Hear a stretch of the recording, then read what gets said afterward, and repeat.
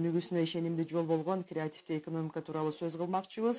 Инновациялык ишкерликке соңку жылдарда дүйнө жүзүндө пайда болгон кызыгуунун улам артып баратышына эмне себеп болду? Деги эле Кыргызстанда креативдик ой жүгүртүүлөр, жаңы идеялар менен түптөлгөн бизнестин тармактары кандай өнүгүүдө? Ушул багытта теманы талкуулайбыз.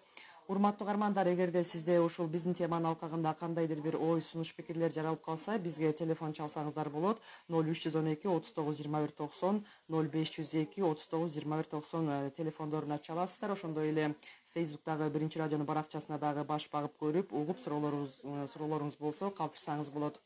Бул теманы талкуулоо үчүн биз студияга конокторду чакырганбыз. Тааныштырып кетсем, Креативдик индустрия ассоциациясынын жетекчиси Кубакаева Назгүл Эркинбековна бар. Саламатсызбы? Алгач ушу сизге ыраазычылыгыбызды билдирип өтөлү. Ишиңиздин көптүгүнө карабай, атайын ушу угармандар менен убактыңызды ажыратып ой бөлүшөйүн, кандайдыр бир кеп кеңешимди берейин деп келип жатасыз. Ыраазычылыгыбызды билдиребиз. Урматтуу угармандар, соңку кезде өлкөдө чыгармачыл адамдарды өнүктүрүү колго алынып, бул багытта бир катар форумдар, маселен Кыргызстанда биринчи жолу креативдүү индустриялык форуму дагы өткөрүлгөн. Ага бүт аймактардан жаңыча ой жүгүрткөн, таланттуу, жаңы идеяларга бай креативдүү жарандар келип катышкан болчу. Иш-чарада мамлекет башчы Садыр Жапаров жашыл экономика менен санариптик жана креативдүү экономикага басым жасоого мезгил келгенин дагы белгилеген болчу. Анда ушул угармандарга дагы креативдүү экономикага эмне себептен артыкчылык берилип жаткандыгы тууралуу түшүнүк пайда болуш үчүн ушу өлкө башчынын айткандарын угалы, анан маегибизди улантсак. Урматтуу угармандар, режиссер бизде даярдап жатат.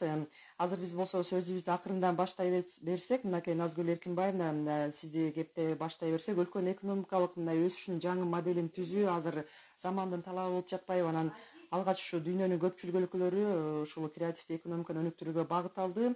Бизде абал кандай, бул жаңы түшүнүк кандай кирип жатат, ошол боюнча айтып берсеңиз. Мээрим айым, чакырууңарга рахмат. Ушул теманы козгоп, улам угармандарга сунуштап жатасыздар. Бул да абдан маанилүү.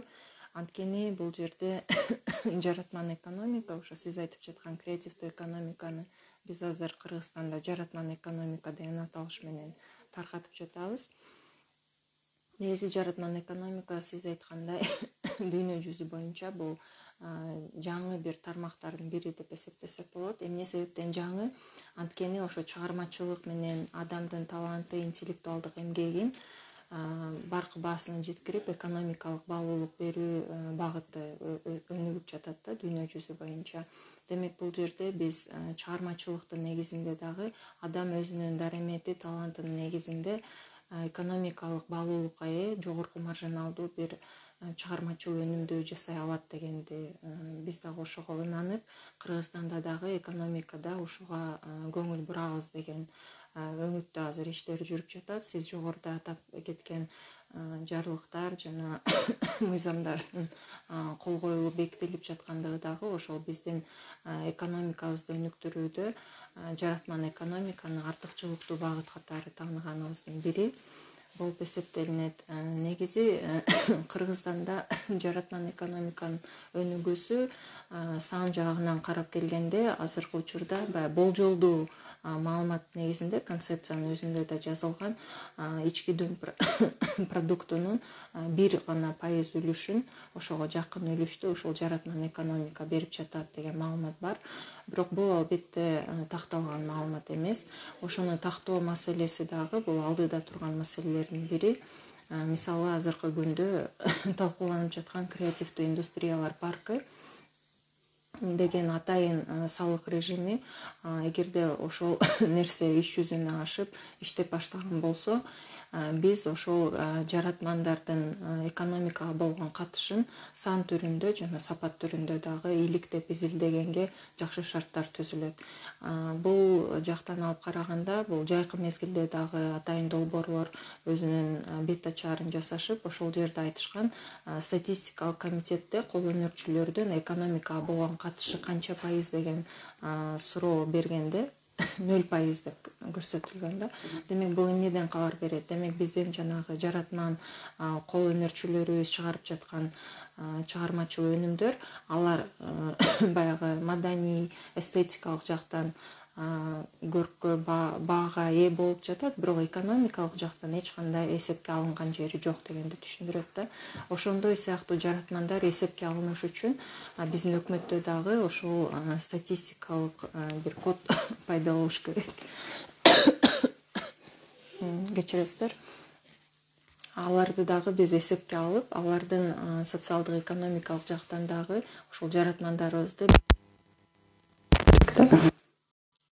кеткендей президент Садыр Жапаров дагы буга өзгөчө көңүл буруп жатат. Бул жакта дагы соңку кезде өлкөдө чыгармачыл адамдарды өнүктүрүү колго алынып, бул багытта бир катар форумдар дагы өткөн. Ушу эсибизде болсо, Кыргызстанда биринчи жолу креативдүү индустрия форуму дагы өткөрүлгөн болчу. Анда мамлекет башчы иш-чарада жакшыл экономика менен санариптик жана креативдүү экономикага басым жасоого мезгил жеткенин дагы белгилеген болчу. Бирге угуп анан маегин сулансак. Креативдүү катмардын өзөгүн илимий, техникалык чөйрөдө, маданиятта, архитектурада, дизайн менен искусствода, музыкада жана көңүл ачуу индустриясында иштеген жарандардын прогрессивдүү бөлүгү, ошондой эле бизнес, коммерция, финансы, укук, саламаттык сактоо жаатындагы адистердин кеңири тобу түзөт.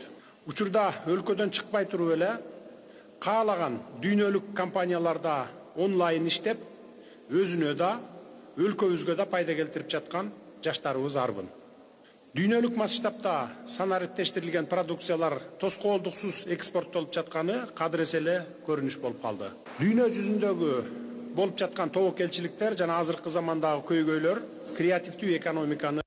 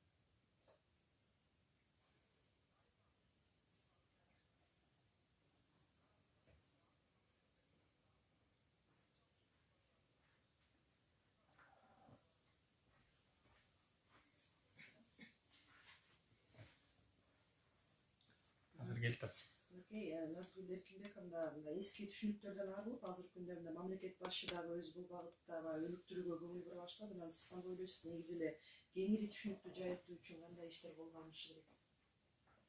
Ошол жаратман экономика тууралуу. Биринчиден бизде ошол жаратмандардын өзүнө түшүндүрүү иштери болуш керек да. Себеби учурда биздин жаратмандарыбыз алар чыгармачылык жаатта өзүнүн интеллектуалдык талантын талап кылган бир иш эмгектерин жакшы жасашат, бирок ошол эмгектерине баа берүү жана аларга наркын арттыруу, аларга кошумча нарк берүү жөндөмдөрү дагы өсүш керек да.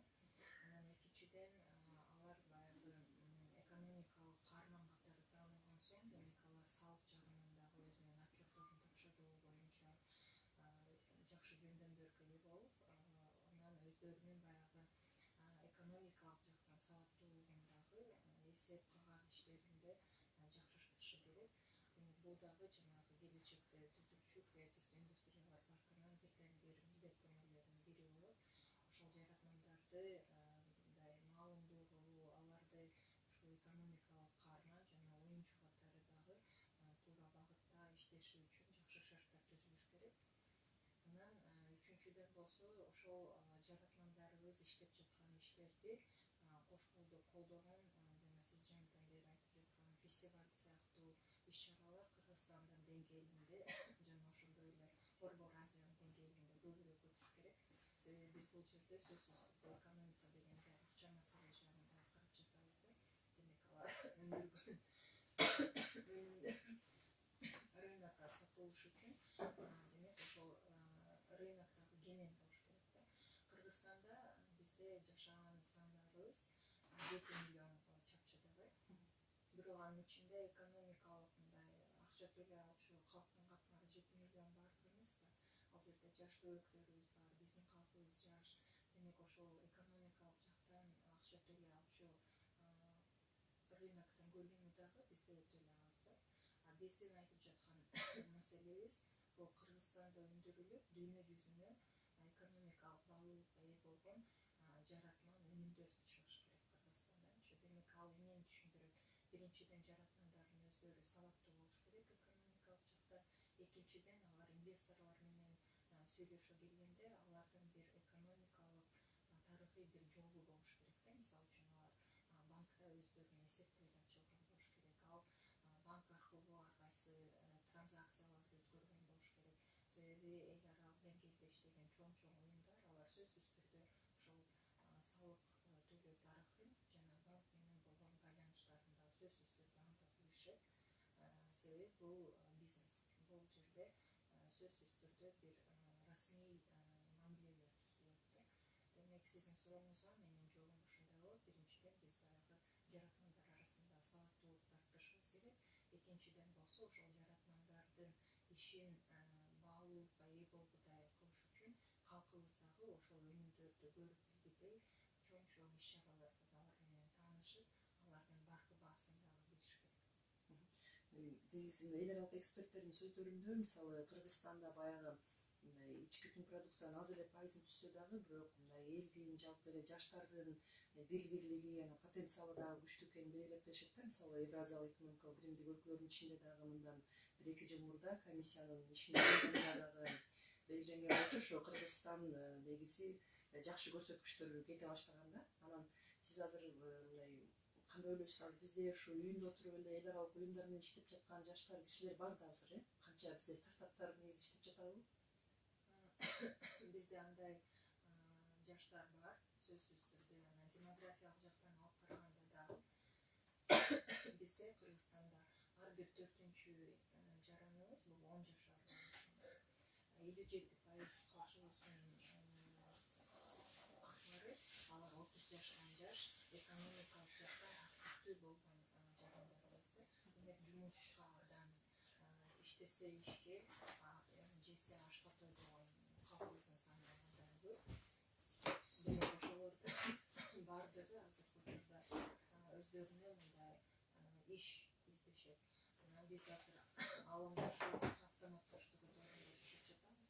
Демек ошол ишке жарандуу биздин калкыбыздын бөлүгү алар ким болуп иштешет, кантип өз ордун табышат деген да чоң маселе жатат да бул жерде. Ошонун алкагында дагы бул жаратман экономикада келечектин кесиптерине ээ болгудай бизде билим берүү системасы дагы анан ошол эле учурда рынок боюнча дагы мамиле түзүүчү компаниялар пайда болуш керек. Жакшы. Урматтуу каармандар, биздин студияда экономика жана коммерция министрлигинин бизнести өнүктүрүү боюнча башкы адиси дагы бар. Билал Абдыманапович, саламатсызбы? Кош келипсиз. Ошо сизге атайын убактыңызды ажыратып, ой бөлүшүп бергениңизге ыраазычылыгыбызды билдире кетели алгач. Анан сизге суроолор мынакей, бизде азыр креативдүү экономикага өзгөчө басым жасалып, бул жакта дагы мамлекеттин артыкчылыктуу саясат катары карай баштады да. Анан бул жерде дагы 2026-жылга чейин өлкөнү өнүктүрүүнүн улуттук программасына дагы киргизилген экен. Анан президент өзү да жарлыгын да чыгарган экен. Анан ушул багытта иштерге элге маалымат берип кетсеңиз, кандай иштер жүрүп атат? Саламатсыздарбы? Албетте, биринчиден бул биз 2022-жылы апрель айында президенттин жарлыгы чыккан. Креативдүү экономиканы өнүктүрүү жана ошол указдын негизинде, жарлыктын негизинде бул креативдүү экономика бул алдыңкы тармактардын катарын киргизип, ошол өзгөчө көңүл бурулат деп тапшырма берилген. Ошонун негизинде биз ушул креативдүү индустрия ассоциациясы бирге жана башка кесиптештер менен биргеликте иш алып баратабыз. Азыркы күндө ушул мыйзам кабыл алынды. мыйзам кабыл алгандан тышкары кече жакында ушул креативдүү индустриялар тууралуу иш-чара планы бекитилди өкмөт деңгээлинде. Бул дагы 2026 жылга чейин жана ушул бекитилген план боюнча биз иш алып баратабыз. Негизи Кыргызстанда негизи ушу креативдик индустрия ички продукциянын канча пайызын түзөт, абал кандай? Чындыгында бул тармакта бизде отчеттуулук жүрбөйт экен негизи. Ошол себептен дагы бир аз баягы анализ кылуу кыйын болду. Себеби бул көмүскө экономика бар. Биринчиден, экинчиден креативдүү экономикада биз жанакындай экономикалык тармакта эскиче калып калган кесиптер бар да. Азыр эми жаңы заман, жаңы кесиптер, жаңы технология дегенде биз билбеген же болбосо экономиканын тармагына кирбеген кесиптер чыкканына байланыштуу толук түрдө жок, бирок кыска орто эсеп менен 600 миллиардка чейин болжолдонуп жатат. Азыр иштеп жаткандар бар, дүйнөлүк деңгээлде бар, стартаптар да бар да. Дүйнөлүк деңгээлдеги Кыргызстанда болсо бизде көп тармактар көп. Азыр күндө как раз эме кылганбыз, жанагы креативдүү экономика кайсы тармактар кирет, кайсы кесиптер кирет деп ушул боюнча азыр жакын арада өкмөт бекитет. Ошонун негизинде парк түзүлөт. Ошондо уже биз толук маалымат бере алабыз. Билаларды манат бөчмөнөкей, биз экспорт дегенде эле бир кандайдыр өндүрүлгөн товарды же да бир нерсени экспортко чыгарабыз деп элестетебиз да, ушундай түшүнүп келет. Башка өлкөлөрдө болсо ушул бул тармакка өзгөчө, креативдүү экономикага өзгөчө көңүл бурулуп, өзгөчө мындай атаандашып жаралып аткан экен да. Анан бизде эми абал кандай болот, бул багытта иштер кандай жүрөт? Бизде эми бул кмш өлкөлөрүнүн арасында бизден биринчилерден болуп ушул креативдүү экономикага өзгөчө көңүл бура башталды. Ушул жана айткандай атайын мыйзам кабыл алынды, атайын концепция кабыл алынган, өнүктүрүү концепциясы. Андан тышкары ошол иш-чара пландары боюнча 2026 чейин иш-чара план бекитилди. Андан кийин бизден айтып кеткен креативдүү индустриялык парк түзүлгөнү турат. Ошого жараша биз бул эң алдыңкы өлкөлөрдөн болуп атабыз, кмш мамлекет арасында. Себеби шарт түзүлүп ошонун негизинде өзгөчө режим түзүлүп атат. Бул уже салыктан бошотуу, жанагы камсыздандыруу тармагы боюнча дагы жеңилдетүүлөр каралып атат. Андан тышкары бизде баягы биздин население основной негизи жаштар болгон үчүн ошол креатив тармакта дагы иш алып баргандар көп экен. Көрүп атабыз, жанакындай көп YouTube каналдары бар, дүйнөлүк деңгээлге чыккан ошол YouTube. Андан тышкары студияларыбыз бар. Кол өнөрчүлүк боюнча өзүнчө биздин креативдүү процессор чыгарткандар, ошого биз кандайдыр деңгээлде финансылык каражат болбосо дагы атайын шарт түзүп, ошол процесстин четке чыгарганга мүмкүнчүлүгүн аракет кылабыз. Назгүл Эркинбек, мынакей Кыргызстанда креативдүү индустрия кандай деңгээлде, анан чыгармачылык менен таланттын баасы кандай бааланат? Бизде жогоруда биз айттык, бул жаратман экономикага бирден биринчи кадамдарыбызды иштеп жатабыз да. Үстүбүздөгү жыл негизи Кыргызстан үчүн мындай жакшы жылдардан болду десек болот, ушу жаратман экономика багытында. Себеби Билал айтып кеткендей, үстүбүздөгү жылда президентибиз жарыялап койду, мыйзам кабыл алынды, жогорку кеңештин депутаттары дагы ага катышып. Анан эми ошол мыйзам алкагында бизде креативдүү индустриялар паркы түзүлүү алдында турат. Ушунун баардыгы келип, жыл жыйынтыгында жана келечекте бизде ушу жаратман Кыргызстан курууга мындай чоң өгүлгө болот да. Жана сиз да Билал мырзага суроо узатпадыңызбы?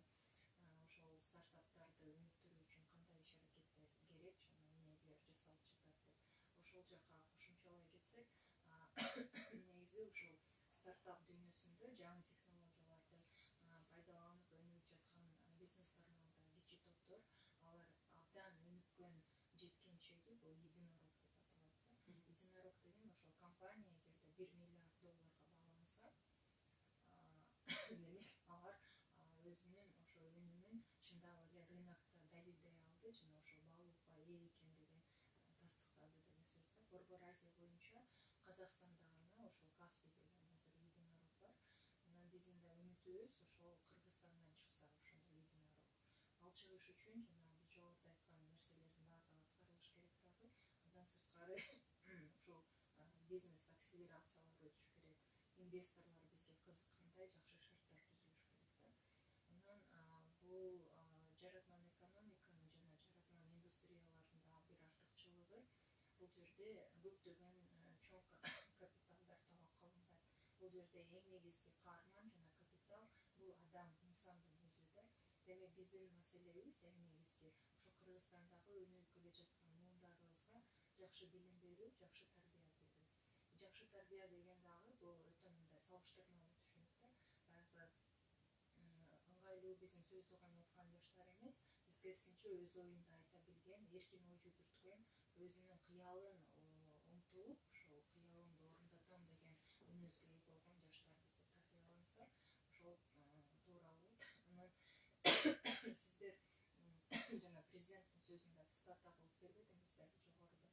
Ошол жакта президентибиз кыргызга мүнөздүү айтылган бир касиетти айтты. Каракыда жол тапкан капилеттен сөз тапкан деп. Ошол биздин мүмкүн генетикабызда өзүбүзгө мындай мүнөздүү болгон белгилердин бири. Мына ошонун негизинде дагы биз баягы жаратман экономиканы мындан ары да өнүктүрүп кетсек болот. Бул эмне себептен мен айтып жатам? Себеби жаратман индустриялар бул өткөндөгү биздин болгон мурасыбызды сактап калчу жана келечек муунга жаңы мурасты пайда кылып, ошону сунуштай алгыдай шартты түзүүчү тармактардын бири да. Ошол үчүн дагы ошол жаратман экономиканы эгерде биз азыр туура түшүнүп, жакшы шарттарды түзүп алсак, адам өзү негизи кыргыз эли өтө табышкер билебиз да. Бизде көптөгөн өнүгүү маселелери баягы ыраазычылык жана колдоонун негизинде эмес, кыйналып жүрүп жаңы идеялар пайда болгондун негизинде болуп келе жатат да. Бизде энтузиазм деп баягы өзүнүн ой тилеги, мындай умтулуусунун негизинде жашап жаткан инсандар өтө көп. Ошолордун негизинде, ошолорго таянып, биз дагы ошол жаратман экономика тууралуу азыр кеп кылып жатат башыбыз керек да. Анан сиздин сурооңуз кандай баалуулукка ээ? Бизде азырынча баалабай калкыбыз. Мисалы үчүн силер деле массалык маалымат каражаттары, сиздер дагы ушул жаратман экономиканын бирден бир катышуучулары жана жаратуучуларысыңар да. Канчалаган биздин жакшы тасмалар, бизде жакшы баяндамалар болгон кезде кимибиз келип атабыз, ошол нерсени үңүлүп угуп атабызбы же жокпу, ошондон да байкасак болот. Биз ушул калкыбыздын жаратман өнүмдөргө болгон кызыгуусун жана маданий иш-чаралар аркылуу да байкасак болот да. Спектакльдарга кимдер барып атат, кандай кинолор коюлганда кимдер ошого артыкчылык берип жатышат. Негизи Билал Абдуманапович мынакей белгиленип жатпайбы, билим берүү, тарбия мааниси дагы маанилүү деп белгиленди да. Анан бул жерде кимдер катышып атат? Жогорку окуу жайлар, мектептер эмне катышуу жагы кандай? Алар менен кандай иштерди жүргүзөсүздөр? Жана жогоруда айтып кеткендей, план түзүлдү. Бул 2026-жылга чейин. Жана андан кийин ушул иш-чара планында негизги көйгөйлөр каралган. Биринчиде ошол жанагы креатив экономика жөнүндө биз баштаганыбыз деле жанагы отчеттуулук жок, ал жөнүндө кайсы негизилер түшүнүк жоктугу билинген. Андан кийин ошол себептен биз азыр 23-жылга чейин ушул жанагы отчеттуулук кантип түзүлүш керек, өзүнүн креатив индустриянын стандарты кандай болуш керек, ушундай программа иштелип чыксын деген тапшырма. Андан кийин ушул окуу жайларга атайын предмет киргизүү боюнча лицей, университет, андан кийин биз ушул музей, жанагы сүрөтканалар боюнча бирге иштешүү, маданият үйлөрү менен бирге иштешүү, ошол жерлерде ар кандай көргөзмө, выставка, иш-чара, кандай маарекелер өткөрүү боюнча ушул креативдүү экономикага байланыштуу. Андан кийин жанагы дүйнөлүк стандарттарга ылайык программасы иштеп чыгуу боюнча азыр эми 2023 жылдан кийин башталат деп турабыз. Азыр мынакей ушу жакшы кеңири жайылбай жатат деп атпайсызбы? Түшүнүк менен башка адис катары түшүнүп берсеңиз, мисалы менен келтирсеңиз да, мисалы бизде алдыга кетип бараткан ушул багыттагы эмгектер жөнүндө мисал келтирип кетсеңиз. Эми бизде бул тармакта баягы мындай эми основной баягы IT тармагында отуруп да, IT тармагы бул болбосо баягы стриминг, блогер деген биз ушул тармак салыштырмалуу мындай кичине өзүнүн баягы продукцияларын сыртка чыгарып жатат негизинен. Андан тышкары бизде колдонуучулук боюнча жакшы чет элдердин арасында жакшы эме бар, сурет алып атат, ошол кызыгуу болуп атат. Бул деле бул биринчиден өзүбүздүн баягы када салт буюмдарыбызды жайылтуу, тааныштыруу, экинчиден ошол эле жумуш орундары пайда болот. Ошол алектенген негизинен бул кыздар, эжелерибиз ушундай тармакта алектенип атат. Ошончолой кетсем, уруксат болсо, мисалы үчүн бизде азыр Dibilians деген топ бар да. Алар YouTube'да 25 миллиард көрүүгө ээ болгон компаниялардын бири, Кыргызстанда негизделген деген ат менен иштеп жатышат. Алар дагы биздин күз айларында өткөрүлгөн Create For деген фестивалда катышуучулар болду. Мына ошол жерден алар ачык айтып чыгыштыдар. Бизге дейт YouTube'дан дагы кат келди дейт. Абдан таң калышты дейт. Силер Кыргызстан сыяктуу кичинекей өлкөдөн ушунчалык көп көрүүгө ээ болуп атасыңар, 25 миллиард деген. Алар негизи ошол Dibilians'ты негиздеген балдар кыздарыбыз, алар бала чагында эле ошо чыгармачылык менен өлөп калган кыз жигиттер. Чолпон Акенжекулова жана Эрнест Үмүталиев деген. Биздин Гүлмира Исамалиеванын уулу ошо Эрнест Үмүталиев. Ошол жактан дагы биз көрүп турабыз. Демек, кичинекей мамлекет болсок дагы бизден таланттар чыгат экен. Анан Envifit сыяктуу бир компания бар. Алар Астанада өткөн бизнес акселерация конкурсунда баш бәйгени жеңип алышты. Алардын мүнөздүү белгиси эмне? Алар ошо үйдө отурган айымдар үчүн атайын бир дене тарбия көнүгүүлөрүн сунуштоочу атайын тиркеме иштеп чыккан компания бул. Андан сырткары карантин мезгилинде дагы Codify деген компания ошол алыстан окуу боюнча атайын тиркемелерди иштеп чыгышкан, жана LMS деген компаниясын негиздешкендер. Анан бизде эле ошол тамаша жаатында иштеген Азия X деген учурда КВН командабыз болгон. Ошолор дагы ушул жаратмандардын бирден бир үлгүсү. Демек, алар аркылуу Кыргызстан таанылып жатат. Ошол дагы бизге өтө маанилүү да. Кыргызстанды жаңы үмүттөн тааныткан балдар кыздарыбыз, ага эжелерибиз пайда болсо, ошол биздин жаратмандыгыбыздын бир белгиси. Жакшы, азыр соңку жаңылыктарга дагы кезек келип калган экен, андан кийин маегибизди улантсак.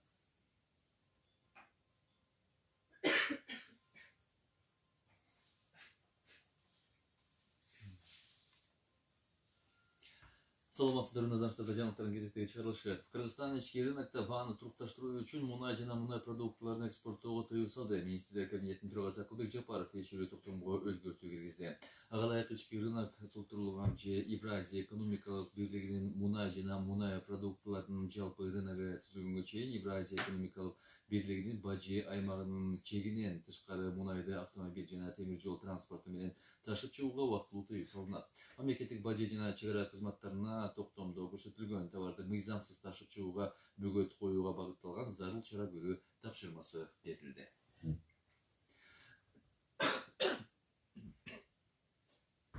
2023 жылы Өзбекстан Кыргызстанга Түркмөнстандын электр энергиясынын транзитин жандандырат. Бул тууралуу Өзбекстандын энергетика министрлигинин сайтында маалымдалды. Белгиленгендей, бул тууралуу чечим Кыргызстандын энергетика министрлиги менен макулдашылган. Мындан улам Мулуттук энергохолдинг башкармалыгынын төрагасы Таалайбек Байгазиев Кыргызстан Түркмөнстандан импорттогон электр энергиясы транзиттик өлкө Өзбекстанда убактылуу кармалып жатканын билдирген. Ал байкалып жаткан энергетикалык каатчылыкка байланыштуу байланыштуу Өзбекстан, Түркменистандан келе жаткан электр энергияны убактылуу алып, жакында кайтарып берерин түшүндүргөн. Ошондой эле энергетика министрлиги кошуна өлкөгө атамекендик көмүрдү жүк ташуучу автомашина менен экспорттоого уруксат берүүнү сунуштады. Эскерте кетсек, учурдагы энергетикалык каатчылыкка байланыштуу Өзбекстандын бийлиги энергиянын альтернативдүү булагын активдүү издөөдө. Кореяда иштеген Кыргызстандын 75 жараны бир жолку төлөмдөрдү алды. Бул тууралуу социалдык фонддун басма сөз кызматынан кабарланды. Маалыматта айтылгандай, жалпысынан бүгүнкү күндө Кореянын улуттук пенсиялык кызматынан пенсиялык топтоонун бир жолку төлөмүн алуу үчүн кайрылгандардын саны 75 адамды. Анын ичинде январь-октябрь айында 10 адамды түзөт. Андан 63 адам каралып, бир жолку төлөм төлөндү. 9 кишиге бир жолку төлөм төлөнгөн жок. Бир жолку төлөмдөрдүн орточо өлчөмү $3000 түздү. Ош шаарынын мэри Жапалак унаа базарына кошумча жол ачууну тапшырды. Мэр Бактыбек Четикенов аталган базардын иши менен таанышты. Анын алкагында кызматкерлердин маянасын жогорулатуу, базардын иштөө шартын жакшыртуу, дем алыш күндөрү жол тыгынын чечүү, унаа базарына жанаша жайгашкан аймакты тийгиздөө, жер трансформациялоо сыяктуу бир катар маселелер талкууланды. Шаар башчы кирешени көбөйтүү сунушунун алкагында 2023-жылга карата сезондук, жумалык жана күнүмдүк көрсөткүчтөр боюнча тиешелүү эсептөөлөрдү берүүнү тапшырды. Сасык тумоого байланыштуу Бишкектеги үй-бүлөлүк медицина борборлору кечинде да иштейт. Саламаттык сактоо министрлигинин маалыматына караганда, борбор шаарда сасык тумоого кабылып, бейтапканага кайрылгандардын саны азайбай жатат. Буга байланыштуу үй-бүлөлүк медицина борборлору дүйшөмбүдөн жума күнгө чейин эртең мененки саат 8ден кечки 8ге чейин иштейт. Дем алыш күндөрү күндүзгү саат 2ге чейин бейтаптарды кабыл алат. Таластын Манас айылында темир бетон буюмдарын чыгаруучу заводдун курулушу башталды. Жергиликтүү бийликтин маалыматына караганда, ишкананын курулушуна област өнүктүрүү фондунан 15 миллион сом бөлүнгөн. Курулуш иштери келерки жылдын январь айынын аягына чейин бүткөрүү пландалууда. Ысык-Көлдө балдар, өспүрүмдөр спорт мектептеринин тарбиялануучуларынын арасында "Мен чемпионмун" аталышындагы республикалык кышкы оюндар өтөт. Бул тууралуу Дене тарбия жана спорт департаментинин басма сөз кызматы билдирди. Спорттук иш-чара 26-сынан 28 декабрга чейинки аралыкта Каракол шаарында болуп, лыжа спорту, лыжа жарышы жана хоккей боюнча мелдештер өтөт. Жарыштын жеңүүчүлөрү жана байгелүү ордундун ээлери тиешелүү даражадагы медаль, диплом менен сыйланып, акчалай сыйлыктар берилет. Байге фонду 1 миллион 50 миң сомду түзөт. Валюталар курсуна таанышып алыңыздар. Бир америка доллары 85 сом 67 тыйын, евро 91 сом 12 тыйын, рубль 1 сом 21 тыйын, тенге 18 тыйынга бааланууда. Синоптиктердин эртең күнгөргө маалыматы менен тааныштыра кетсек, эртең 22 декабрда Чүй областынын түнкүсүн 3-8 градус суук, күндүз 4 градус сууктан 1 градуска чейин жылуу болсо, Талас областынын түнкүсүн 6-11, күндүз 0-5 градус суук болот. Ош, Жалал абад жана Баткен областарынын түнкүсүн 0-5 градуска чейин ауанын температурасы төмөн болсо, күндүз 2-7 градуска чейин жогорулайт. Ысык-Көл областынын түнкүсүн 5-10 градус суук, күндүз 0-5 градус жылуу. Нарын областынын түнкүсүн 14-19, күндүз 4-9, бийик тоолор райондордо түнкүсүн 20-25, күндүз 6-11 градус суук болушу күтүлүүдө. Эртең Бишкек шаарында мезгил менен кар жаайт, ауанын температурасы түнкүсүн 4-6 градус суук, ал эми күндүз ауанын температурасы 0-2 градуска чейин төмөндөйт.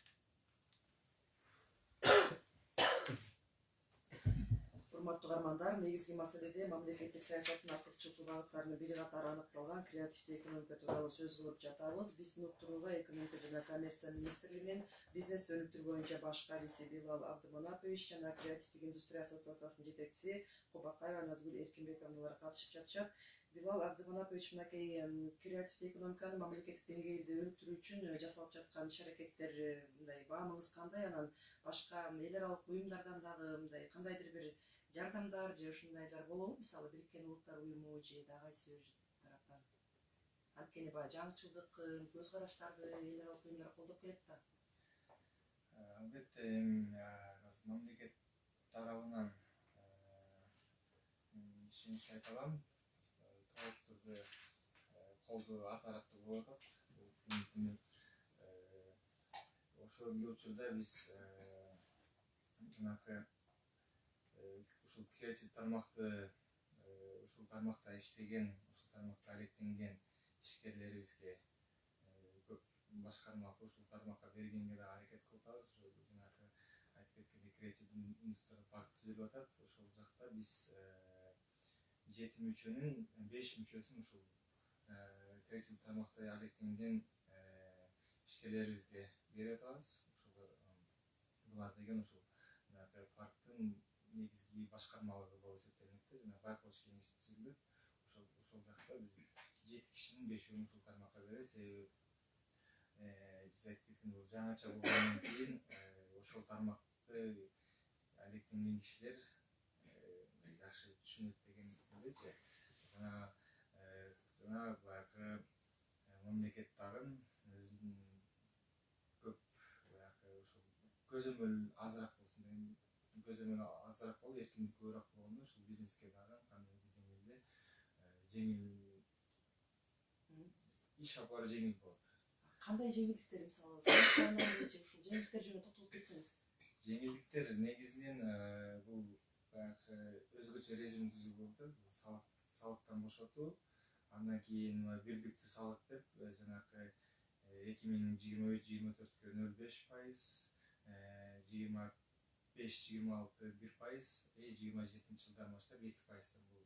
Бул эң төмөнкү салык режими. Андан тышкары биз азыркы күндө баягы камсыз страховой взностор боюнча дагы азыр долбоорго проектке киргиздик атабыз биргеликте. Ошол жактан дагы жеңилдиктер болуп 10%га чейин, 5%га чейин төмөндөйт.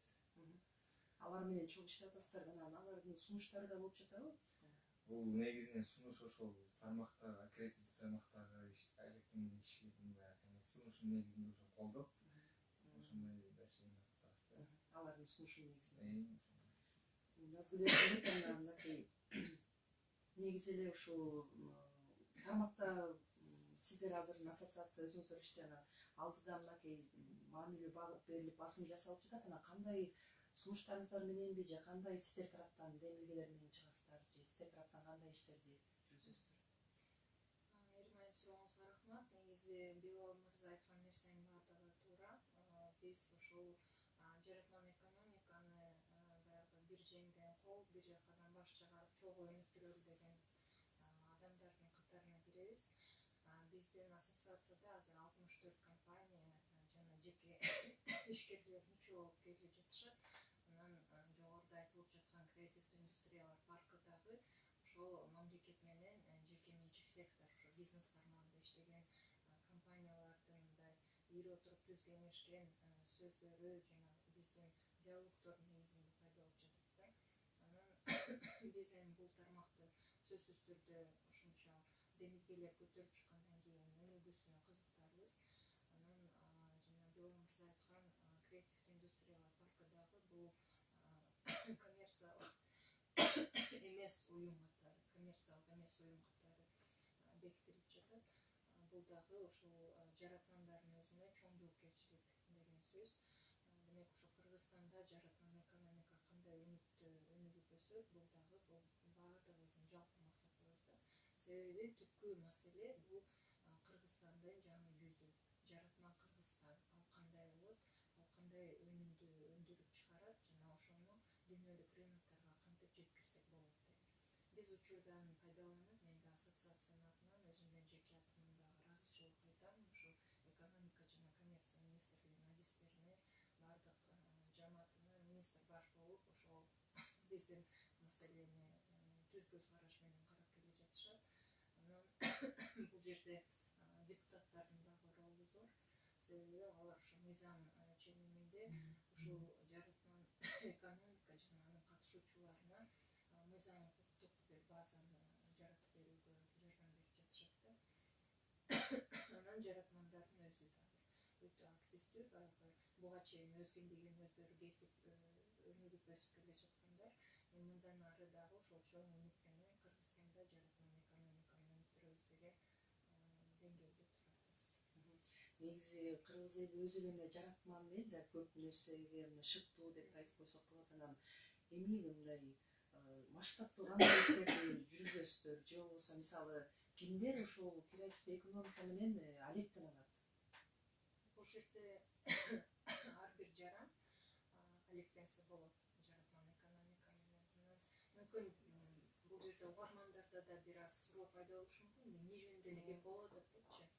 Жалпак тил менен түшүндүрө билсек, мисалы үчүн биз күндө колдонуп жаткан биздин уюлдук телефон көтөрүп жүрөбүз. Ушул телефонду артыкчылыктуу кылып жаткан нерсе ал өзүнүн программасы бар. Ошол программаны ойлоп тапкан инноватор, дизайнерлер алар ушул телефондун калыбын калыбын жасагандар баардык ошол булар Кытайда чогултулат да, Малайзия сыяктуу мамлекеттерде. Бирок ошол ушунун ички мазмунун жараткан инноваторлор тышкы биз кол менен кармап көрүп жаткан материалдык дүйнөсүн жараткандарга караганда көбүрөөк акча табышат да. Демек ушул жаратман экономика дегенди билдирет да.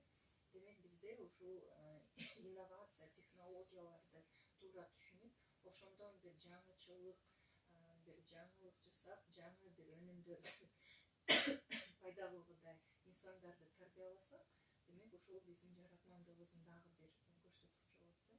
Мисалы үчүн азыр жаратман экономика дегенде аны өзгөчө гана карабастан биз реалдуу сектор, кадимки салттуу экономикада дагы ушул жаратмандыкты колдонсок болот. Мисалы үчүн un чыгарган бир заводду мисалга алсак, алар баягы унду сатуу алардын максаты. Демек ошол унду кантип кызыктуу кылып сатыш керек. Андан кандай өнүмдөрдү жасаса болот, мүмкүн ошону айтып, мүмкүн ошол жасалчу тамактардын рецептурасын кошо жазыш керек. Мүмкүн аны бир жарнамалоо ыкмасын жаңы технология, онлайн медиаларды колдонуу аркылуу жасаса, демек бул дагы жаратман экономиканын түздөн түз катышуусу да. Мисалы үчүн азыр учурда биз айрым бир көргөзмөлөргө барганда, мүмкүн сиз деле, Билал мырза деле байкап жатасыздар, көргөзмөнү баягы сүрөттүн өзүнө эле илип койбостон, ошо сүрөткө аудио да коштоо бар да. Мисалы үчүн сүрөтчү ошол сүрөттү тартып жатканда уккан чыгарма, музыкалык чыгарманы угуңуздар дейт. Андан сырткары ушул сүрөттөгү чагылдырылган теманы көрсөткөн бийди коштоп кетсе болот. Ушул сүрөттөр чалдырып жаткан экологияны колдойлу деген теманын негизинде жаралган драма деп ошол пьесаны көрсөтсө болот. Мына жакынкы эле арада бизде Арт жашоо деген жаштар негиздеген эксперименталдык театрдын 3 илдик пьесасын көрүп келдим, Эс деп аталат да. Анан ал жерде биз экология маселесин уктук, драматургия жагы көрсөтүлдү, музыка коштоосунда өттү, жандуу музыканын коштоосунда. Анан ошолордун жасалгасы бул дагы көркөм кооздукту берип жатат да. Демек жаратман экономикада бир эле индустрия эмес, бир нече индустриялар журулушуп бири-бирине таасир берет. Ошонун негизинде дагы жаратман экономиканы Кыргызстан үчүн болгон артыкчылыктуу багыттары аргөн десек болот да. Мисалы, эгерде Кыргызстан өлкө калктары чоң кызылууларды пайда кылгыдай ошондой инновациялык бир өнүмдөр пайда болгон болсо, Кыргызстанга туристтер көбөйөт. Демек туристтер келгенде алар жашаганга жай керек. Бул жерден биз мейманкана сервисин өнүккөнүн көрөбүз. Чынжырча пайда болот да. Анан туристтер келгенде алар бир жерден экинчи жерге жетиш үчүн унаа керек. Демек ошол унаа дагы пайда болот. Унаа жеткирүү сервиси жакшырат. Алар тамактаныш керек бир жерге барып. Демек ошол тамактардын дагы окуяларын айтып бергидей. Ошол жерде дагы атаандаштык өнүгөт да. Мисалы үчүн биздин кафенин башка кафеден артыкчылыгы эмнеде? Ошону дагы далилдей алгыдай биздин жаратман ашпозчуларыбыз болушу мүмкүн да. Билал Абдыманокович, мынакей негизи эле берген жакпайбы, ата бабаларыбыздан келаткан баалуулуктарыбыз бар. Анан азыркы заманбап нерсе болуп атат да, жаңычылык болуп атат. Экөөнүн ортосундагы мындай дал келиштик кандай болот? Бул жакта дагы мындай концепцияда киргизилеби же бул багытта маселе кандай чечилиши керек? Негизинен креативдүү экономика биздин сиз айткандай мурда ата бабадан келаткан кээ бир каада салттары, өнүгүүгө эч кандай тоскоолдук болбойт. Креативдүү экономика биздин түшүнүк боюнча бул болгон нерсени элге бир башкача тааныштыруу, кызыктыруу жолу менен. Ошол эле манас эпосубуз бар бизде, мисалгачы. Жанагы мындай бизде ар кандай баягы ошону башкача жеткирүү бир ыкмасын колдонуп, ошол бизге мындай ошо манас эпосуна кызыгуу пайда болушу мүмкүн. Ошо манас айтканда эле бир кандайдыр бир эффект кошуп коюп артына ошо айтуу манас айтуунун бир башка методун стилин ойлоп чыга салат. Ошондой бир өзгөчө подход менен. А негизи мыйзам чегинде ушундай креативдүү экономика менен алектенген жарандарга кандай артыкчылыктар мындан ары кандай болот? Дагы өнүктүрөсүздөрбү мыйзамдар? Сиз жана бир мыйзамды айтып кеттиңиз. Кабыл алынабы же бул багытта иш кандай өнүгөт? Негизи башында эле айткандай бизде жарлык чыккан, жарлыктан кийин ушул концепция өнүктүү экономиканы, креативдүү экономиканы өнүктүрүү концепциясы кабыл алынган. Ошонун негизинде концепциянын жарлыктын негизинде ошол мыйзам кабыл алынды. Бул ошол креативдүү индустриялар жөнүндө мыйзам. Андан тышкары бизде жанагы жогорку технологиялар жөнүндө мыйзам бар.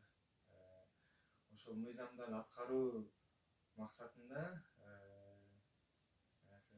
подзаконный актылар, мыйзам актылар кабыл алынып иштелип чыкты. Азыркы күндө бул долбоорлор ошол президент администрациясынын кароосунда турат. Жакын арада ошол күтүлүүдө кол коюлушу үчүн. Андан тышкары биз бул 2026-жылга чейин кабыл алынган иш-чаралар бар. Ошол негизинде биз пландалып жатканыбыз ошол креативдүү экономикага жыл сайын бирден долбоор ишке ашыруу, ошол тармакка инвестиция тартуу. Экинчиден бул окуу программаларын иштеп чыгуу. Үчүнчүдөн жыл сайын чоң креативдүү Азия сыяктуу чоң фестивалдарды өткөрүү боюнча иш-чаралар кирилген. Андан тышкары ушул тармак боюнча бизде айтып кеткендей музейлер менен иштешүү, библиотекалар менен иштешүү. Андан кийин акыркы азыр бизде кичине бир аз маселелер жаралып атат. Бул жанагы ошол креативдүү тармактагы кайсы кесиптерди биз ушул тармакка алабыз дегенчи. Бул жерден негизинен өтө чоң мындай болду. Парк түзүлгөн атат. Айтканда азыркы долбоор боюнча 99 кесип атат. Ошолордун ичинде ошол жанагы жалпы маалымат каражаттары, радио кызматы, сценарий, акындар мисалгачы, кол өнөрчүлүктөр, ошол эле өртчү, бийчилик, ошол баягы чыгармачылык тармактагы кесиптерди болушунча камтылган. Андан тышкары ошо IT тармактары бизде азыр эң жаңадан өнүгүп келе жатат. Өзүнүн ордун таап эмнечи динамика айында. Ушул сыяктуу тармактарга биз мүмкүнчүлүк беребиз. Мындан ары дагы ушундай режимди колдонуп өзүнүн баягы ишкердигин өнүктүрүп кетишин. Назгүл Эркинбековна, мынакей креативдүү индустрияны эмнелер менен аралаштырсак болот да, айтайын деген мисалы айтып жатасыздар, IT тармагы, программалоо, кино дейт, анимация, архитектуранан дагы кайсы тармактар менен аралаштыра алабыз да? Же баардыгы эле ошого кирип катыша алабы? Сиз айткандын баардыгы ошо креативдүү индустриянын мисалдары да. Анан бизде ошол мыйзамдын өзүндө дагы 4-беренеде каралган. Ал жерде 20 тармак расмий түрдө Кыргызстанда креативдүү индустрия катары таанылды. Аны биздин угармандар юстиция министрлигинин сайтынан да кирип караса болот. Же болбосо биздин ассоциациянын сайтына кирсеңиздер, creative-kg, ал жерде ресурстар деген баракчабыз бар. Ошол жакта дагы ошо мыйзам тууралуу пайдалуу деген бөлүмдө ошол мыйзамдын өзү илинип турат. Кыргызча, орусча, англис тилде, 3 тилде да. Ошол 4-беренеде каралган креативдүү индустриялар бекитилген. Азыр 20 анын саны. Эми бул креативдүү индустриялар паркы дагы Кыргызстан үчүн гана эмес, дүйнө жүзү үчүн өтө мындай сейрек кездешкен мисалдардын бири болуп жатат.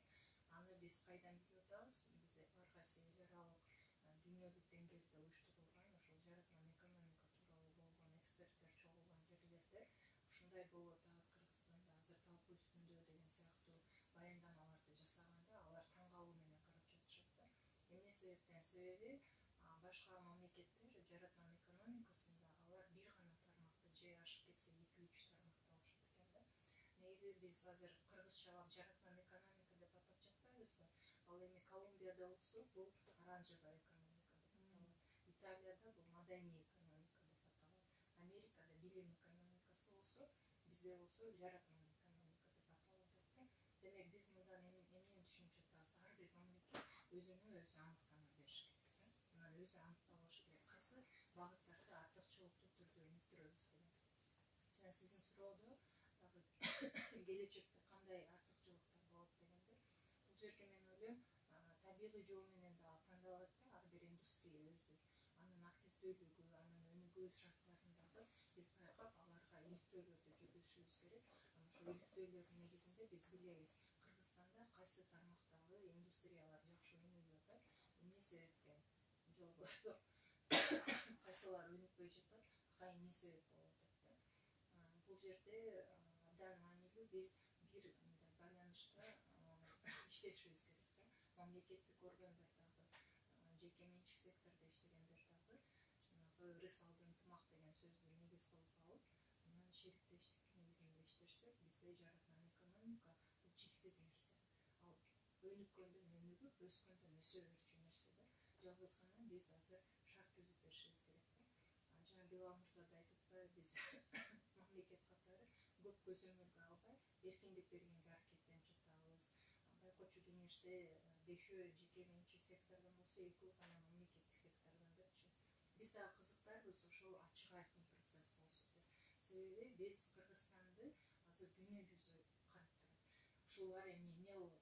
Эмненин ичинен чыгышат болду экен депчи. Биздин кошуна мамлекеттер дагы жаратман экономика тармагын өнүктүрүп жатышат. Казакстанда көптөгөн инвестициялар мамлекет өзү берип жатат. Биз сыяктуу жаратмандаргачы. Биздин ыкмабыз, биздин сунушубуз мындай болуп атат. Биз мамлекеттен акча сурабайбыз, жөн гана бизге шарт түзүп бериңиз деп. Биз экосистеманы жаратууга даярбыз, бизге шарт түзүп бериңиздер, анан биз ошону акырындан өнүктүрүп, өстүрүп, Кыргызстанды жаратман экономиканын активдүү катышуучуларына айлантабыз. Азыр эми мына шарттар жөнүндө айтып атасың, тоскоолдуктар кандай болот? Азыр тоскоолдуктар жокпу? Мындай мисалы мыйзам жагынан же сиздер сунуштарды чогуу алып барат экенсиздер, ортодо баягы бир пикир табуу туура эле болуп атабы? Азырынча пикирлешип жакшы иштеп келе жатабыз. Өзөңгүлөш болуп жакшы. Мен ушунда ойлойм, бул абдан жакшы. Себеби биз өзүбүз креативдүү индустрия тармагында иштеген, биздин мүчөлөр арасында дагы айтабыз да, бизге шериктештик керек. Келгиле биз бөлүнбөй, тескерисинче бири-бирибиздин күчтүү жактарыбызды күчтөндүрөлү, кайсы жерибиз алсыз болуп атса, ошону тескерисинче күчкө айландыралы депчи. Ошол сыяктуу эле биз дагы мамлекет менен ошондой шериктештикти түзүүгө өтө кызыктарбыз. Себеби биздин келип түпкү маңызыбыз жаратман Кыргызстан. Бул жерде маселе жок, мисалы үчүн амбициялар жок да.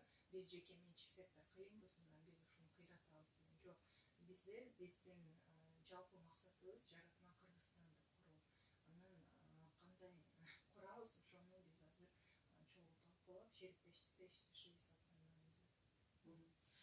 Билал мырза, мындай аймактарда дагы мисалы ушундай жаш идеялуу да жаштар же адамдар көп да, анан алар мисалы ушундай бир өзүнүн ою пайда болуп калса, же сиздерге кайрыла алышабы, же кандай болот, же ал жактарга иш чараларды өткөрөсүздөрбү, көчмө жыйынбы, же кандай? Бул боюнча негизи биз кайрылып ошо иш чара планына киребиз, бекитилген. Ошол азыркы күндө иш чара планында биз пландап жатабыз 40 шаар боюнча, Кыргызстан 40 шаарды алып, ошол шаарлардын баягы концепциясы, креативдүү концепциясын кайсы ошол шаарчанын күчтүү жагын тактап алгандан кийин, ошол боюнча биз баягы өзүнүн атайын ар бир шаардын өзүнүн программасын иштеп чыгып, ошо өнүктүрүү программа, именно креативдүү тармак боюнча ошондой ойлор болуп атат азыркы күндө. Ошол креативдүү экономиканы быйыл эми 2012 жылда баштап атабыз да.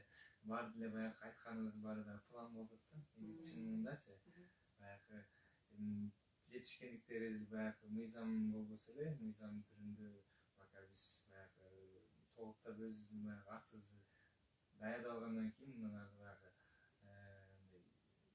кылган ишибиз мындан ары да көрүнөт деген ойдобуз. Чет региондордо боюнча эч кандай тоскоолдук болбойт. Кимде кандай ой болсо биз азыр эжеке дайым ачык ошол тармакты баягы түптөп өнүктүрүп ошол тармакта иштеген адамдардын башын бириктирип келатат. Бизге дагы бул жакка дагы кайрылып өзүнүн сунуштарын айтып, ой пикирлерин айтып. Сиздерде ушул мүчөлөрүңүздөр канча мүчөңүздөр бар, аймактар менен кандай иштешесиздер? Биз өзүбүз 1 жылдан ашык болду иштегенибиз дагы. Былтыр 2021 жылы 19 октябрда негизделгенбиз. Ошондо тең негиздөөчү 9 компания болгон да. Алар ушу 7-8 креативдүү индустриянын өкүлдөрү. Азыркы учурда биз камтыган индустриялардын түрү 10дон ашык, 64 компания, анын ичинде жеке менчик компаниялар бар, анан ошондой эле жеке ишкерлер дагы бар, салык органдарында катталган, жараткан адамдарыбыз бизге мүчө болуп кире алат.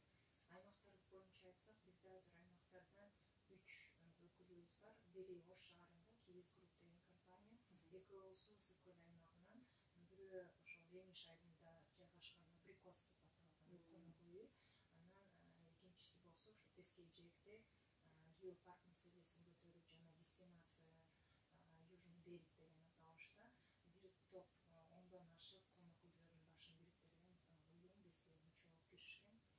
Анан биз дагы кызыктарбыз, баягы өзүбүз жаңыдан басып отубузга төрөлүп жаткан бала сыяктуубуз. 1 жаштан ашып алдык, эми буюрса эмдиги жылдан баштап ошо аймактарга дагы чыгышыбыз керек. Анан ушул мамлекеттик иш планды ишке ашыруу алкагында өзүбүздүн жеке иштерди, пландарды ишке ашыруу алкагында албетте аймактарга чыгууга да кызыктарбыз. Анан сиз жана айтпадыңызбы, кандай тоскоолдуктар бар деп. Эң негизги тоскоолдук бул биздин ой жүгүртүүбүздүн тардыгы болушу мүмкүн да. Негизи жаратман экономикада биз кенен ойлонушубуз керек, анан кыялданган ойлонушубуз керек да. Бул эми бир жумок сыяктуу болушу мүмкүн, бирок жаратман экономикада мен жогоруда айткандай өзөгү бул адам инсан өзү. Эгерде адам эркин ойлоно албаса, өзү кыялдана албаса, ошо кыялына жетем деп пландарды түзүп ишке киришпесе, биз ушул боюнча кала беребиз да. Ал үчүн бизге ушундай амбициясы терең, тентек адамдар керек. Ошол өзүнүн ой жүгүртүүсүн кенен карап, ойлонгон жана иштеген. Экинчи маселе ушул креативдүү индустриялардын катышуусу боюнча изилдөөлөрдү өткөрүшүбүз керек. Бул дагы абдан маанилүү маселе. Анан үчүнчүдөн айта кетчү нерсебиз ошол азыркы шериктештигибизди өнүктүрүп, автоматташтыруу доорунда трендтер кандай болуп атат, кандай дүйнө жүзү өнүгүп жатат, ошону эске алуу менен биз дагы өзүбүздүн кыргыздын өзгөчөлүктөрүн камтып, жаратман экономиканы курушубуз зарыл. Жакшы, рахмат. Ошо сиздерге атайын эфирге келип, угармандар менен ой бөлүшүп кеңеш бергениңиздерге ыраазычылыгыбызды билдирели. Бизге бөлүнгөн убакыт дагы соңуна чыкты. Урматтуу угармандар, негизги маселенин бул жолку чыгарылышында биз мамлекеттик саясаттын артыкчылыктуу багыттарын бир катар аныкталган креативдүү экономика тууралуу сөз кылдык. Биздин суроолорго Креативдик индустрия ассоциациясынын жетекчиси Кубакаева Назгүл Эркинбаева жана экономика жана коммерция министрлигинин адиси Билал Абдуманаповичтер катышып беришти. Уктурууну Мээрим Абдыраманова алып бардым. Биринчи радио менен бирге болуңуздар.